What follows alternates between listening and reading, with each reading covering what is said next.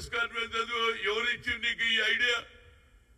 ఇప్పటికన్నా నీ ఆలోచనలో మార్పు రాని మృత్యుంజయ యాగం చేయి పోయి ఏది మన భువనగిరి దగ్గర ఏదైతే గుడి కట్టినరో తిరుపతిది ఆడ పోయి ఉండిలో డబ్బులేయి లాభాలు వచ్చినాయి కదరా బాబు. ఆ లాభంలోనే కొంత భాగం మృత్యుంజయ యాగం చేయి. దేవుడు అన్నాడు అరే పాపం వాడు బతకగలుగుతాడు. అంతకాకుండా ఒక్కొక్కడు పోతున్నాడు, రోజు ఒక స్టేట్మెంట్లు ఇవ్వడం, కాంగ్రెస్ పార్టీని బద్నాం చేయడం. రేవంత్ రెడ్డి ఏం తప్పు చేయలే, అకార్డింగ్ టు లా ఆయన మాట్లాడిండు అంతే తప్పితే దానికి నాదేదో నా మనోభావాలు దెబ్బతిన్నవాడు సచిన వాళ్ళ కుటుంబాలు ఎంత బాధపడుతుందిరా బాబు.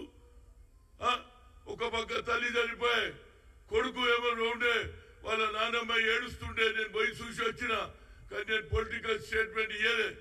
ఎందుకంటే అక్కడ పరిస్థితి బాగలేదు. ఆ పిల్లవాడు ఏ విధంగా బాగుపడాలి, ఏ విధంగా మంచి ఆరోగ్యంగా రావాలని నేను దేవుని కోరుకొని వస్తే వీళ్ళు పోయి వచ్చి రోజు ఒక స్టేట్మెంట్ చనిపోయినప్పుడు పేలాలు వేసినట్టు పేలాలు ఏరుకున్నట్టు వీళ్ళు రాజకీయంగా అది బీఆర్ఎస్ కావచ్చు బీజేపీ కావచ్చు మీరు లా అండ్ ఆర్డర్ గురించి మాట్లాడేది. ఇంకో పక్క అంబేద్కర్ కు అవమానం చేస్తారు. సాక్షాత్ ఎవరు? అమిత్ షా, హిందుస్థాన్ కా హోమ్ మినిస్టర్, రాజ్యాంగం రాసినాన్ని కూడా అవమానం చేస్తారు. దాని మీద మీరు కాన్సన్ట్రేట్ చేయండి బాబు. తప్పనిసరిగా ఆ పిల్లాడు తేజ బాగుండాలని భగవంతుని కోరుతున్నా. భువనగిరి దగ్గర వెంకటేశ్వర స్వామి గుడి కట్టిను. నీవు వచ్చినటువంటి పుష్ప సినిమాలో వచ్చినటువంటి డబ్బులు తీసుకుపోయి ఉండిలో అయ్యి అదే విధంగా వాళ్ళ కుటుంబానికి సాయం చేయి తప్పితే వీళ్ళ మాటలు నమ్మకలే బాబు. వీళ్ళు కేవలం ఏ విధంగా కాంగ్రెస్ ను రేవంత్ రెడ్డిని బద్నాం చేయడానికే వీళ్ళ ప్రయత్నం జరుగుతుంది. అదే విధంగా అల్లు అరవింద్ గారు కూడా పొలిటికల్ గా ఆయన పార్టీ నడిపించిండు. ఆయన నన్ను ఆలోచన చేయలే బాబు. వీళ్ళ మాటలు నమ్మకు. మేమేం వ్యతిరేకం చేయలే. మీకు సినిమా టికెట్లు పెంచినాం, మీకు అన్ని ఇచ్చినాం, కానీ మీరు రావద్దన్నారు. ఏదైతే అక్కడికి రావద్దన్నా నువ్వు వచ్చినావు, నీకు పర్మిషన్ లేదని వాళ్ళు అంటున్నారు. ఇవాళ ఎవరు సివి ఆనంద్ కూడా అన్ని రిపోర్ట్ ఇచ్చిండు. కనుక నా ఉద్దేశంలో ఇక్కడికే స్టాప్ చేయండి. దేవుని కోరుదాం. ఆయన కూడా మృత్యుంజయ యాగం చేస్తే దేవుడన్నా ఆ పిల్లాన్ని ఎవరు తేజను బతికిస్తే బాగుంటుంది అనేది నా ఆలోచన. ఏదైనా law will take their own course. ఈ పొలిటికల్ డ్రామాలు బంద్ చేయండిరా బాబు. అంబేద్కర్ కి అవమానం చేసి ఇవాళ మీరు మాట్లాడుతున్నారు. మణిపూర్ లో లాస్ట్ 1 ఇయర్ నుంచి 90 మంది చనిపోయినరు. ఆడ లా అండ్ ఆర్డర్ కనిపిస్తలేదు.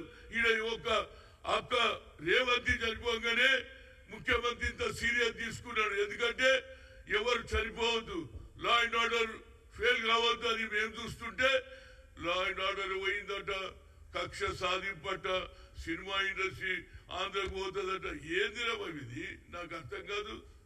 ఇప్పటికన్నా వాళ్ళ నాయన పోయిండు, ఎవరు అల్లు అరవింద్ పోయిండు, ఆయన కూడా మాట్లాడొచ్చిండు.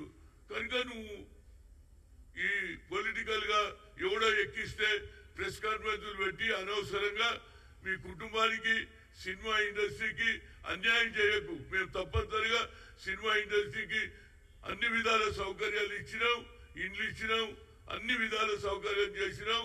గతంలో కూడా సంజయ్ దత్ కు జరిగినటువంటి ఇష్యూలో సునీల్ దత్ కూడా ఒప్పుకున్నాడు. లా ప్రకారంగా చేస్తాం. ఇలాంటి భాషకి ఆపేయండి. మనం అందరం కోరేది తేజ దేవుడా వెంకటేశ్వర స్వామి నరసింహస్వామి బాగు చేయమని కోరుతున్నాను. అంతే. ఇక మేము చెప్పేది ఏం లేదు మీకు. ఎందుకంటే మీరు పొలిటికల్ గా ఏ విధంగా కాంగ్రెస్ ను అవాస్పాలు చేయాలి. రేవంత్ రెడ్డి ఆయన అసెంబ్లీలో ఆయన being a home minister has given answer. ఆయన డ్యూటీ అది. చనిపోతే ఎవరి గురించి మాట్లాడాలి? చనిపోయిన వాళ్ళకు అన్యాయం జరిగింది అనాలా లేదా? అకార్డింగ్ టు ది పోలీస్ ఇచ్చిన రిపోర్ట్ ప్రకారంగానే ఆయన మాట్లాడిండు. దానికి రోజు ఒకటి పోవడం, రోజు ఒక స్టేట్మెంట్ ఇవ్వడం అయిపోయింది. ఇక అయిపోయింది. ఏమైపోయిందిరా బాబు? అరే పిల్లగాని జీవితం బాగుండాలని కోరుకోండి. ఆ తర్వాత ఎట్లా చేయాలనేది కోర్టులో ఏది డిసిజన్ చేస్తుంది. కానీ అల్లు అర్జున్ తప్పనిసరిగా వచ్చిన లాభంలో వాళ్ళ కుటుంబానికి కూడా సాయం చేయాలి. మృత్యుంజయ యాగం చేస్తే తప్పనిసరిగా ఆ పిల్లవాడు మేలుకోవాలని తల్లి పోయింది, ఒక బిడ్డ ఉన్నదట, ఆ చెల్లెల్ని ఎవరు చూడాలి? కనుక నా ఉద్దేశంలో ఇలాంటి పొలిటికల్ గేమ్లు బంద్ చేయండి. సచ్చినోడు సచ్చిండు, మీరు రాజకీయం చేయడం ఇది మంచి పద్ధతి కాదని ఒక సీనియర్ నాయకుడుగా నేను కోరుతున్నా. భగవంతుడు తేజాను బాగు చేయాలని కోరుతున్నా.